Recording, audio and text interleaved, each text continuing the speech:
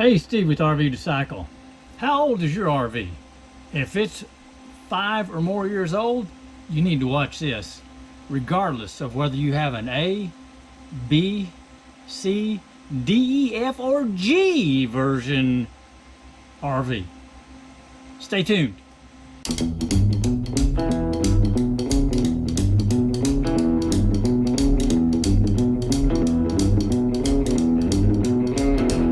Every RV should have a propane leak detector. If yours doesn't have one, you need one. Why? Because propane detectors are good for 5 years. So if you're like me, you might be asking, well, why in the heck is it 5 years? Why is it 7 years? Which some of them are 7 years. And to learn that, I had to figure out, okay, how do these things work? Well, I'm going to try and put this in its most simple terms, because that's the best way I understand things. The device uses electrochemical process for sensing the gas. So how does it do that? Well, there is a liquid or an electrolyte, literally an electrolytic solution that's contained in the sensor, and there are electrodes that are in that liquid. When the sensor picks up its target gas, there's a chemical reaction between the electrodes and the liquid in the sensor, and that triggers the alarm. The electrochemical sensor continues to degrade once it's exposed to anything in the atmosphere, including heat and humidity. So that's why the lifespan is quote unquote from retail sell date. Frankly, for me, if it's heat and humidity that initiates part of the degradation, then I'm looking at the manufacture date and I'm using that going forward, whether it's 5 years or less or more. You could wait until you get the beep, beep, beep, flash, flash, flash, the warning sign that you're reaching the end of life. But when you get that, there's only so long you can wait to replace it before it just beeps and flashes until the cows come home. So hopefully that helps the geeks among us better understand why the time limit and the importance of knowing when your sensor was manufactured. So if you have a used RV or a new RV, one of the things you should do is unscrew that sensor, look at the back, find the manufacture date. So if you don't have a date on your sensor, guess what? Yours should have been replaced a long time ago. Hope this helps. Okay, let's move on. The manufacturers stamp a manufacturer date on it. Now, I'm not talking about manufacturers of the RV. I'm talking about the manufacturers of the propane leak detector. That date, if it's an MTI manufactured leak detector, that date will be stamped on the back, just like this. Anything more than 5 years old, you need to replace it. Why? Because the sensor has a 5-year lifespan. And as you'll read in these instructions, there is a beep, beep, beep, flash, flash, flash warning that the detector will give you when it's reached its end of life. I'm going to change mine at 5 years, more or less, before I get that end of life warning. Why? Because also right here you see you get that end of life warning. You can reset it, but it doesn't stay reset for long.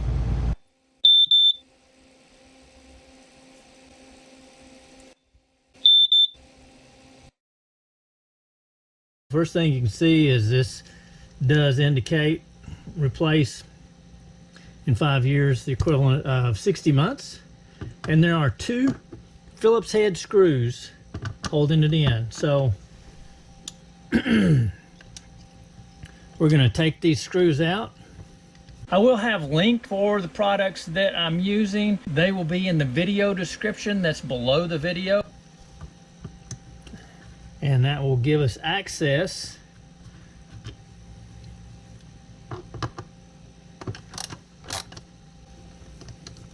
to the wiring in back, and also it'll show us the manufacture date of this particular unit. Now, for those of you who are wondering what the heck's back here, that's just the AC breaker panels. And then this is the fuse box. To be safe, we're going to then take out the appropriate fuse for this device. And on our Winnebago Travado, we have, from the factory, they already wrote in here, number 7 is the LP detector. So we count, or we just look at the numbers. If you want to count, it's 7 from the left to the right. But there are numbers up here that show each of these fuses. And for this particular device, it is this brown 5-amp fuse. And so the first thing we're going to do is pull it out. And here we go. This was manufactured November the 13th, 2019. We are going to go ahead and replace it. Red and black wires. There we go. Now you can see this particular unit is not wired directly into the fuse box. It's wired into a connector. Since I don't have a connector, I'm just going to cut the black and the red wires. Then I'm going to use Wago blocks to connect the new one. Perfectly acceptable, perfectly safe. And if you've never used Wago blocks, you're gonna love this. This is a Wago block. This one handles connecting 2 wires. And the way it works is you just pull up these little levers. There are 2, one for each of the wires. And then the wire would be inserted into this end. The other end is solid. And I've already connected one to the new detector. I'm going to go ahead and connect this other one, and we'll just show you how simple it is. And I'm going to twist the wires to make sure that I don't have any strays hanging out there. And then we just insert the wire into the Wago block and close it. Pull on it just a bit to make sure it's a good connection and it's not moving anywhere. So that's it. Well, I forgot to push record. So what I didn't record was cutting the wires. I left some wire on this original detector just in case I need to reuse it. In case there's any problem with the replacement, I can reuse this guy. Next, what I'm going to do is I'm going to go ahead and strip these wires.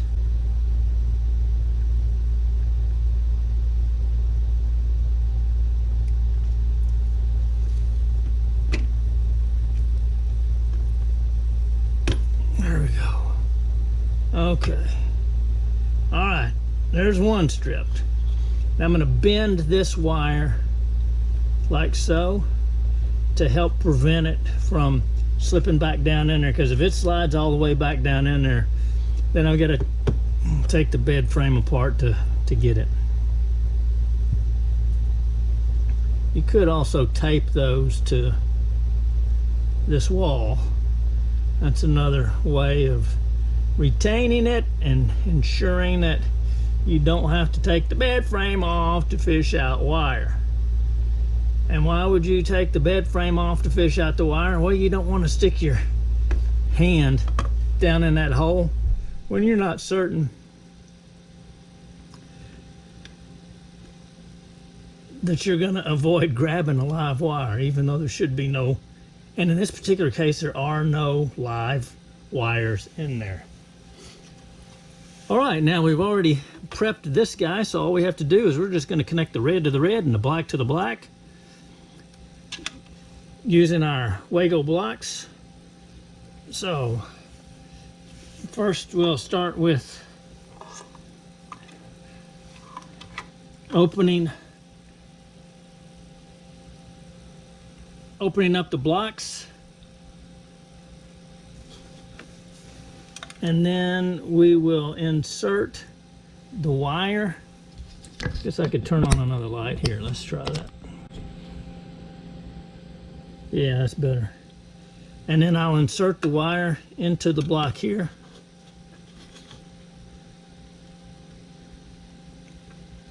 And close it. And I can look through the side and the bottom to ensure that I have no insulation grabbed by the Wago block, because if you grab the insulation, that will prevent you from getting a good solid electrical connection. Now that one, I didn't push it in all the way, and you saw what happened just there. It just came out just like that. So let's try this again. There we go. In, clamp it down, give it a little test just to make sure. There we are. Now I'm going to put the fuse back in, and that should get things going one more time with our new LP leak detector. And look at there. See that? We got a blinking light. That's a good sign. And this one, again, manufactured October 13, 2023.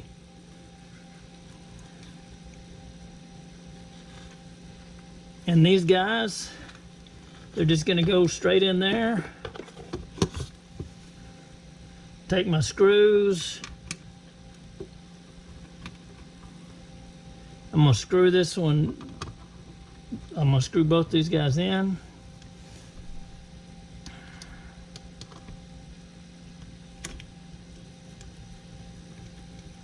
This is a ratcheting screwdriver. I love this screwdriver.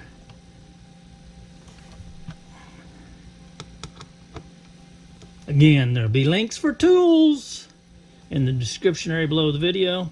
Boom. There we go. Now, let's test it. Yeah, that one works. Well, that's it for today. I hope you got something out of this video. If you did, give us a thumbs up. And if you didn't, well, you know, you probably hadn't watched all the way to the end. Again, thanks for watching. Look forward to seeing you soon. Bye.